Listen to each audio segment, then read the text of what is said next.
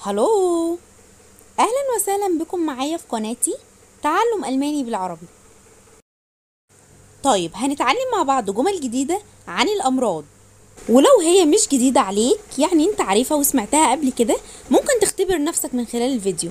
يعني في الحالتين هتستفاد من الفيديو، يا اما تختبر نفسك يا اما هتحفظ جمل جديدة معايا. تابع معايا الفيديو واكيد هتستفاد منه كتير.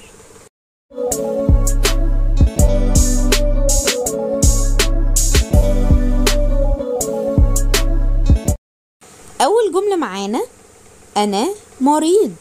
هسيب لك وقت تفكر فيه. نشوف مع بعض. Ich bin krank. Ich bin krank. Ich bin krank. أنا مريض. لدي وجع رأس أو عندي ألم برأسي، بمعنى عندي صداع. Ich habe Kopfschmerzen. Ich habe Kopfschmerzen. Ich habe Kopfschmerzen. لدي صداع. لدي ألم أسنان. Ich habe Zahnschmerzen. Ich habe Zahnschmerzen. Ich habe Zahnschmerzen. لدي ألم في الأسنان. عندي ألم في الحلق. Ich habe Halsschmerzen. Ich habe Halsschmerzen. Ich habe Halsschmerzen. عندي ألم في الحلق. عندي ارتفاع حرارة أو عندي حمى. Ich habe Fieber. Ich habe Fieber. Ich habe Fieber. عندي حمى. لدي ألم في البطن. Ich habe Bauchschmerzen. Ich habe Bauchschmerzen.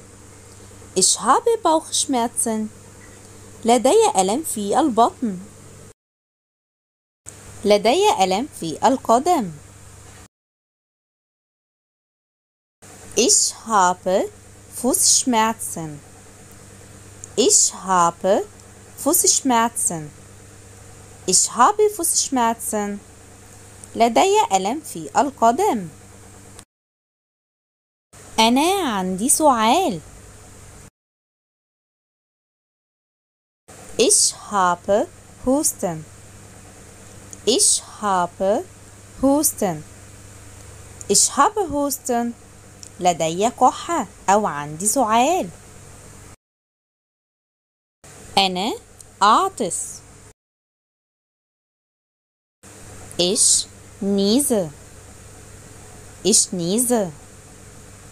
Ich niese. أنا أعطس. أنا بحاجة إلى دواء. Ich brauche Medizin. Ich brauche Medizin. Ich brauche Medizin. أنا بحاجة إلى دواء.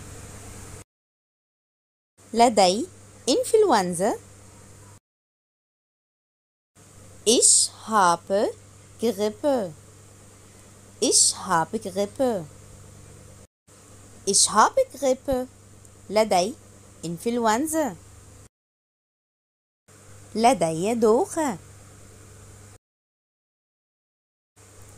Ich habe Schwindel. Ich habe Schwindel. Ich habe Schwindel. لدي دوخة.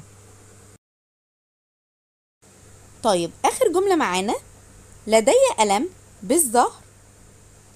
أنا مش هجاوب عليها وهستنى الإجابة بتاعتكم في التعليقات. طيب وبكده يكون خلص الدرس بتاعنا النهاردة. أتمنى تكونوا استفدتوا معايا.